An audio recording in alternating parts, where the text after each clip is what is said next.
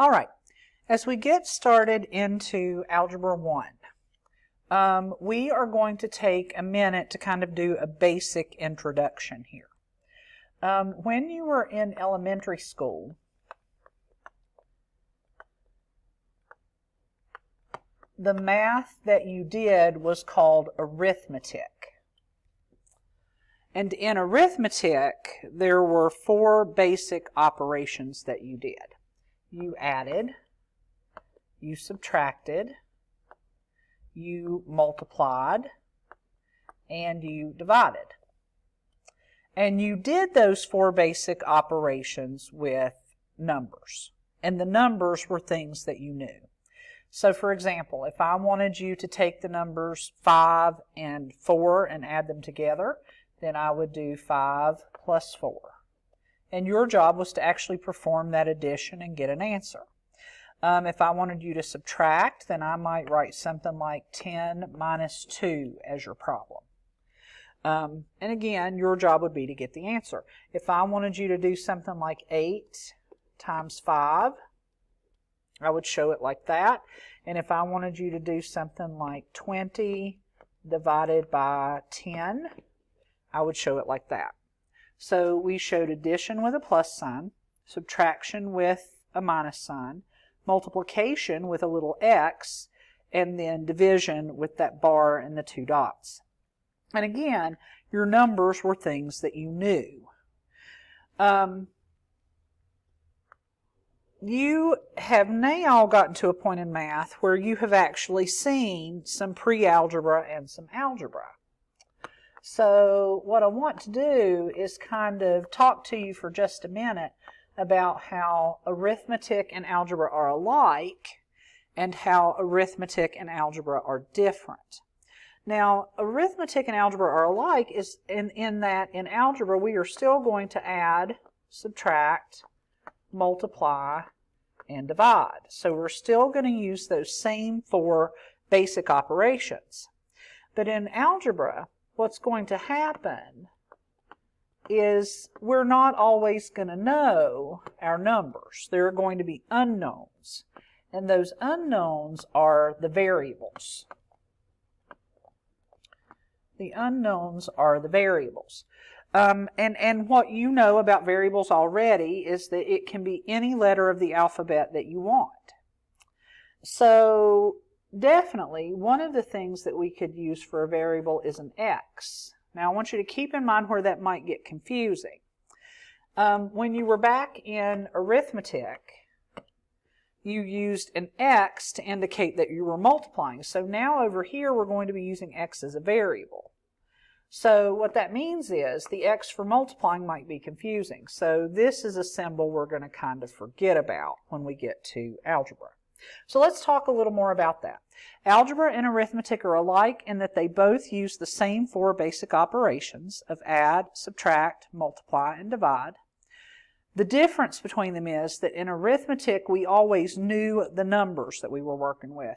In algebra we start to have these unknowns or these variables. So one of the things that we need to start out talking about here is how do we show operations in algebra. So real quickly here, let's say that, again, kind of the same idea. We're comparing arithmetic to algebra.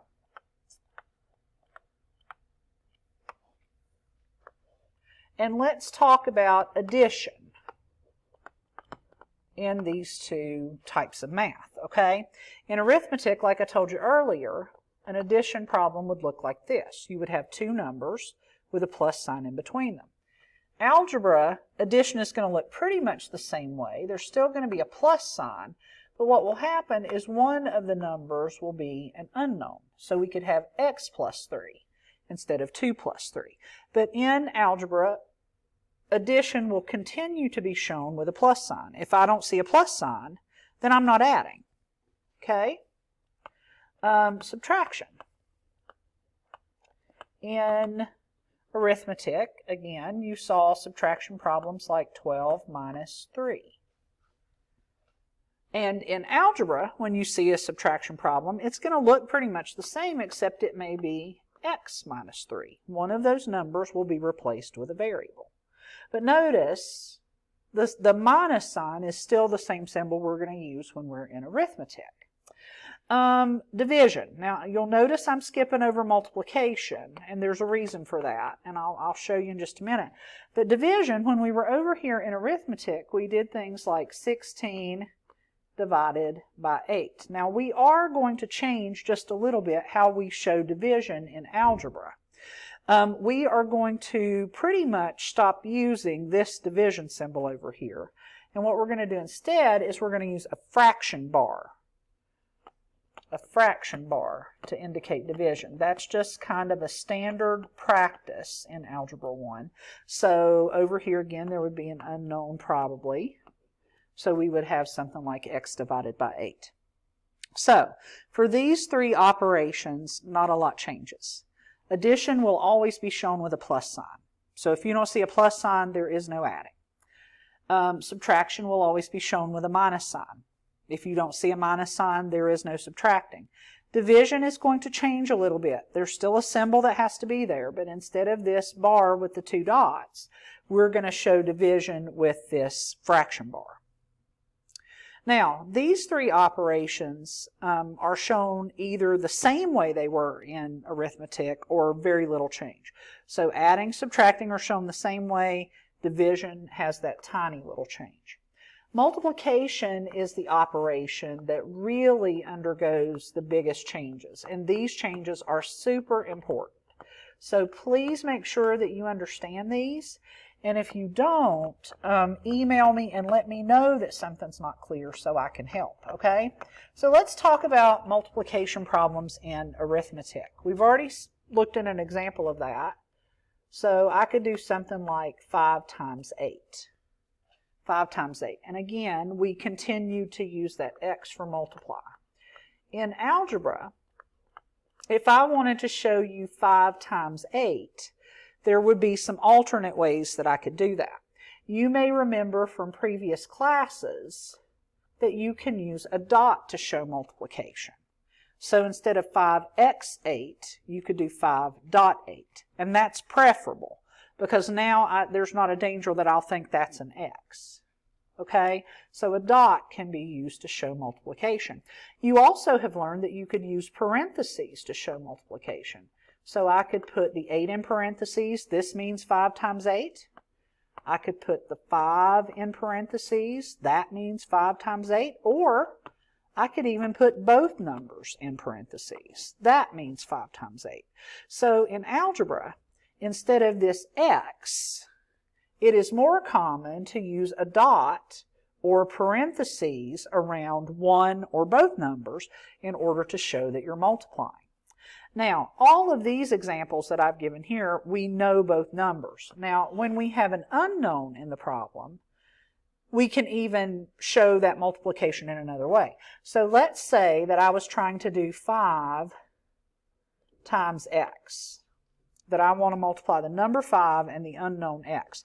I could show that with a dot. That would still be fine. That still means 5 times x. I could also show it with parentheses. So that means 5 times x, or 5 times x, or 5 times x. Again, I could put parentheses around one or both parts of the problem. But when it's a number and a variable, we can even get simpler than that. 5 times x can also just be written as 5x with no symbol. So when it's a number and a variable, you can leave the dot and the parentheses out and just simply say 5x, and that is understood to mean 5 times x. And this right here is the preferred way to write it. You know, to leave the dot out, to leave the parentheses off, because that makes it simpler. So, to kind of recap here, because I really want to make sure you understand this. In algebra, you're going to see addition shown the same way it has always been. There will be a plus sign if you're supposed to be adding. In algebra, you will see subtraction shown the same way it's always been. There will be a minus sign if they want you to subtract. In division, we are going to make a tiny change because in algebra, if they want you to divide, they're going to use a fraction bar and put the two things you're dividing at the bottom and top of that fraction bar. But it is our multiplication that undergoes the biggest change. If it's two numbers, then you're going to need a dot or parentheses to show that you're multiplying. Something to separate those two numbers.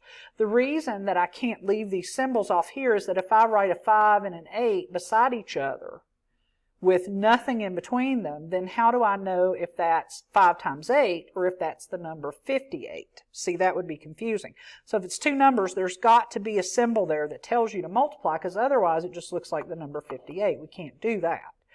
But with a number and a variable, we can still use the dot or the parentheses, but it's also possible here to leave the symbol out of it and just put 5x, and that is understood to mean multiplication. Now this right here, this last fact right here, is probably the most important thing that I've just said.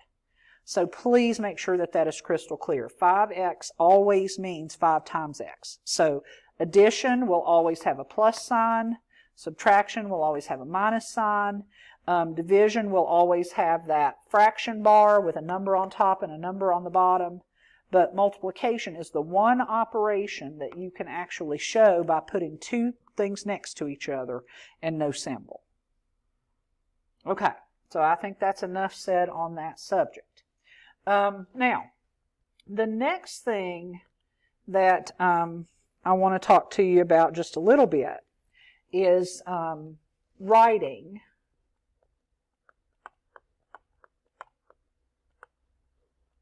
algebraic expressions.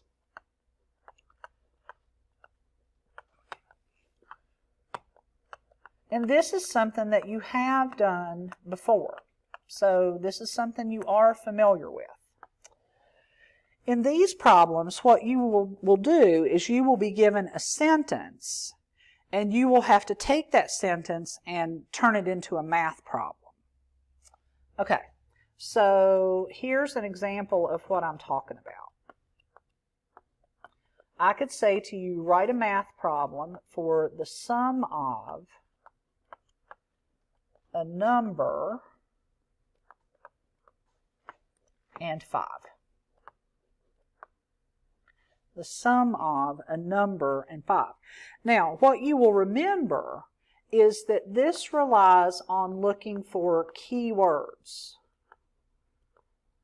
And those are the words that will tell you whether your problem is an addition, subtraction, multiplication, or division problem. So, when you look at this problem, it says the sum of a number and 5. Sum of is the phrase in this problem that will tell you what kind of problem it is. Now, just in case you have forgotten, sum of means that you are going to be adding. Sum is a word that means we're going to add. So this is going to be an addition problem. Now, I need to read on and see what I'm going to be adding. Well, it says I'm going to add a number and 5. Now notice, a number doesn't specify what number, so it is unknown. So that means this is a variable. So I can use x right here and 5. So I'm going to add x and 5. So this would be x plus 5, and that would be my answer. So the key word tells me if it's an add, subtract, multiply, or divide problem, and then I read on to see what goes in that problem. Sum is a word that means add. Okay, let's try another one. Let's say we have 10 decreased by a number.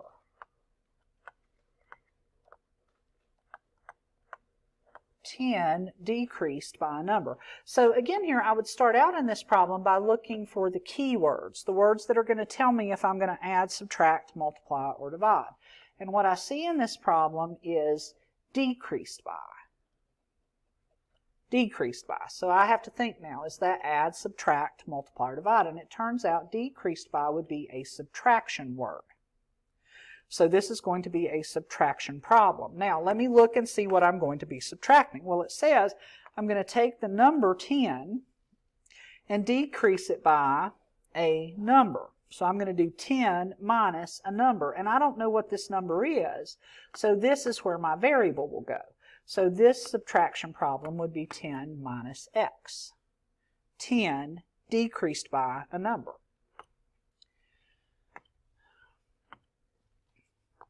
All right, we could have something like the product of 7 and a number.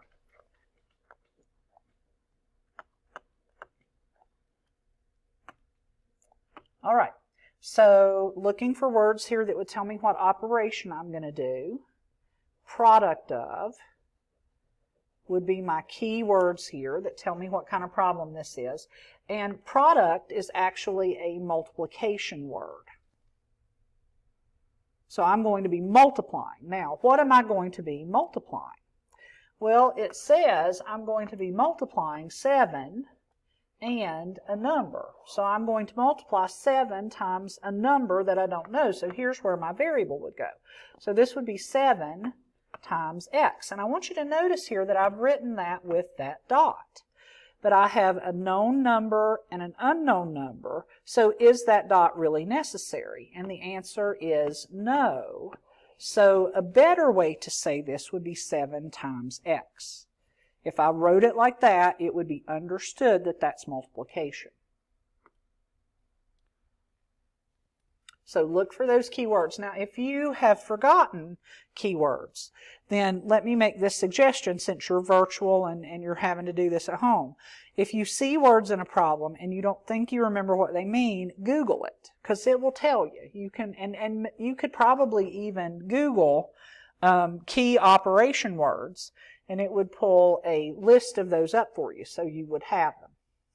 All right, let's try one that's maybe a little tougher. Let's try, oh no, wait, before I do one that's tougher, I want to show you something else.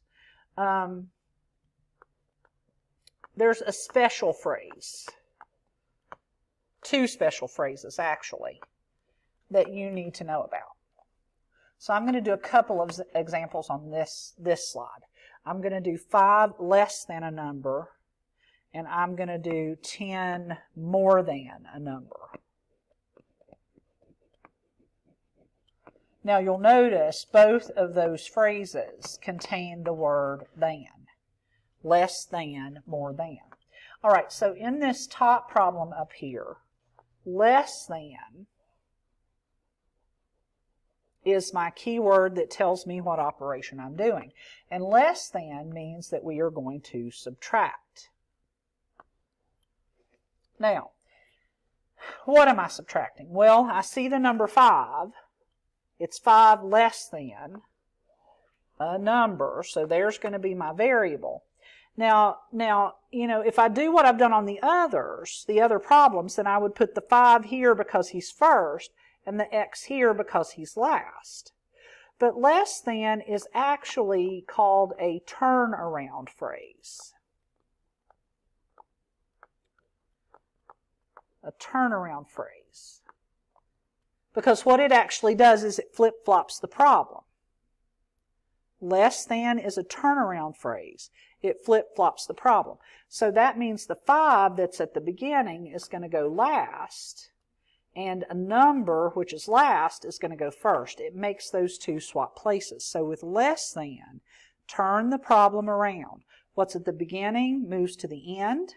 What's at the end moves to the beginning. So 5 less than a number would actually be x minus 5. And more than operates exactly the same way. So when I see 10 more than a number, more than is a phrase that's going to mean add. And according to this problem, I'm going to be adding 10 and an unknown number, which would be a variable. When I go to write my problem, more than is going to make this thing turn around. So the 10 is going to move to the end, and the x is going to move to the beginning. So this would be x plus 10. Now, less than and more than are the only two turnaround phrases. So on any other type of problem, keep everything in the order that it's in. So less than and more than are turnaround phrases. We need to know that. All right, so now let me show you some problems that are a little tougher. Let's say that I want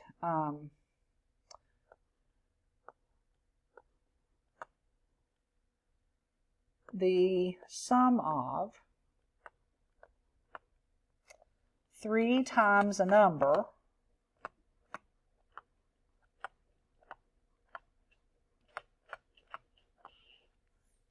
and 8. The sum of 3 times a number and 8. The first thing I want you to do is look for things that tell you to add, subtract, multiply, or divide. So the sum of is going to tell me an operation to do. And then I also recognize that this word times is going to tell me something to do.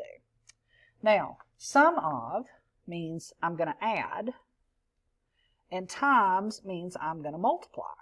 So this problem that I'm about to write needs to have addition in it, and it needs to have multiplication. There is no turnaround phrase here, so there's no less than or more than. So that means I need to go straight through this problem in order. So the sum of means add. So I'm going to write that down. Now, I know that when I do an addition problem, there has to be something in front of this plus sign and something after it. So I'm going to read on and see what that is. In front of it, it says to do 3 times a number. So that means 3 times x. Now, I could put a dot to show that. But remember, when it's a number and a variable, you're better off not to put anything because 3 beside x means 3 times x. So 3 times a number, I'm going to put 3x. What else? And 8. So that means I'm going to add 3 times x and 8. So 3x plus 8 would be my expression. I want you to notice how, when I'm doing this, I break my problem down into manageable little pieces. I read the sum of, and I write down my plus sign. Then I read on to see what I'm going to be adding. 3 times a number is the first thing I see, so 3x and 8. 8's going to go last. So break it down into manageable pieces. All right, let's say we have 10 less than a number squared.